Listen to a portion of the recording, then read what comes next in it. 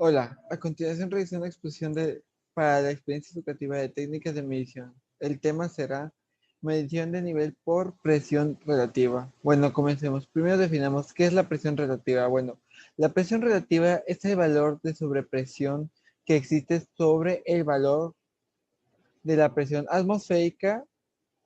El valor de la presión relativa corresponde a la diferencia entre el de la presión atmosférica y el de la presión absoluta. Es la diferencia que existe entre esas dos presiones. Como podemos ver en esta gráfica, aquí podemos apreciar la presión absoluta y la presión atmosférica. La diferencia que existe entre ellos sea la presión relativa. En base a esto que observamos en la gráfica, bueno, la presión relativa se mide con un instrumento llamado manómetro.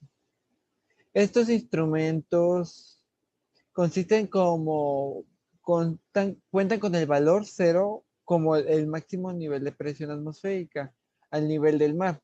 Por lo tanto, cuando se lee el valor de la presión que se indica en un manómetro, en realidad corresponde a la diferencia entre la presión absoluta y la presión atmosférica, como ya había mencionado antes.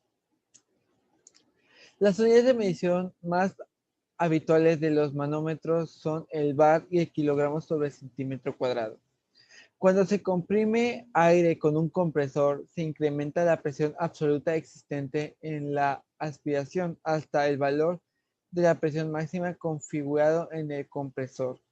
Suponiendo una presión de configuración de 10 bars, los valores calculados serán en presión relativa 10 bares, en presión atmosférica 1.03 bares a nivel del mar y en presión absoluta 11.033 bares a nivel del mar.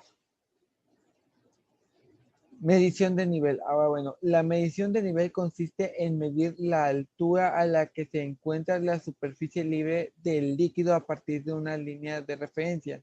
Existen básicamente dos métodos, los métodos directos y los métodos indirectos.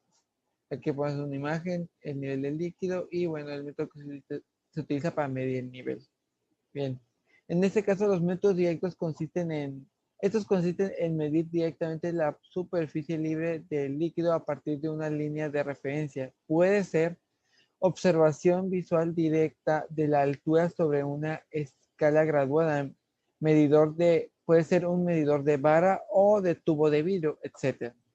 Determinación de la posición de un flotador que descansa sobre la superficie libre del líquido, ya sea un flotador con una cinta o un flotador y un eje, etc. También puede ser por electrodos que hacen contacto con la superficie libre del líquido. Bueno, aquí podemos ver dos ejemplos. El ejemplo de la vara de medir y el tubo de vidrio que podemos observar acá para medir el nivel de presión en estos recipientes. Y ahora los métodos indirectos. Estos consisten en medir otros efectos que cambian con el nivel del líquido entre ellos. Bueno, entre ellos están medición de presión hidrostática o presión diferencial, medición de fuerza de empuje, como en el tubo de torsión, en un tubo de torsión, medición de la radiación nuclear mediante pues mediante radioactividad, de radiador de radiactivo, un medidor radiactivo, perdón. Reflexión de ondas de radio, de radar o sónicas desde la superficie libre del líquido. Medidor, puede ser, para eso se puede ocupar un medidor ultrasónico. Y por último, medición de la capacidad eléctrica. Aquí podemos ver dos ejemplos, uno de la capacidad eléctrica y otro, como mencioné, de la vara de torsión.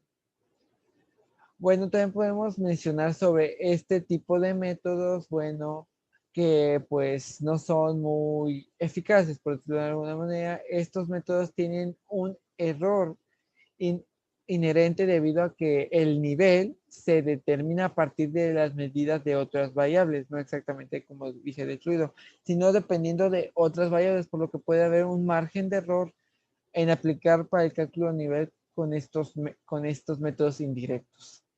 Bueno, el método de nivel que se ocupará para usar la presión relativa sea medirlo mediante un manómetro, o más bien por un medidor manométrico. Bueno, este método consiste en un manómetro conectado directamente a la parte inferior del tanque, como observamos en esta imagen, está conectada a la parte inferior del tanque. Bueno, la lectura del manómetro indicará directamente la altura entre el nivel del líquido y el eje del manómetro. La altura que existe entre estos dos, esta altura va a ser lo que nos indique el nivel, gracias a este manómetro.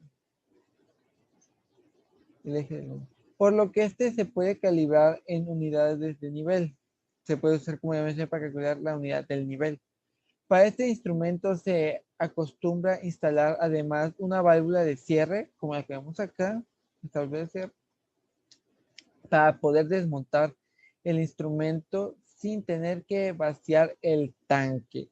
Y se suele añadir también un recipiente de decantación con una válvula de purga para evitar que las partículas en, en suspensión del líquido lleguen al manómetro y poder eliminar regularmente las que se acumulan en el recipiente. O sea, aquí podemos ver que está la parte que indiqué de la válvula de purga y el recipiente de decantación para evitar que partículas lleguen al manómetro y de alguna forma nos afecten a nuestra lectura para encontrar el nivel por como deseamos. Bueno, cabe mencionar también que, bueno, como los niveles son valores limitados, debido a mayor altura, el nivel requiere de una resistencia mucho mayor.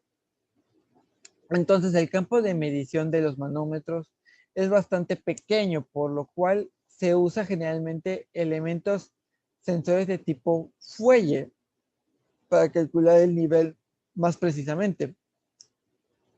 Este sistema solo sirve, bueno, el sistema de manómetros solo sirve para fluidos relativamente limpios que no tengan partículas que puedan dañar, como ya mencioné, la lectura, pero bueno, ya mencionamos que para evitar eso tenemos el vaso, el recipiente de decantación y la válvula de purga para evitar que las partículas lleguen a nuestro manómetro, pero de todas formas solo se podría ocupar, como ya mencioné, para fluidos relativamente limpios en tanques abiertos. De otra forma no sea una lectura de nivel muy conveniente o aceptada a como nosotros la quisiéramos. Bueno, eso sería todo con respecto a mi exposición. Gracias por la atención.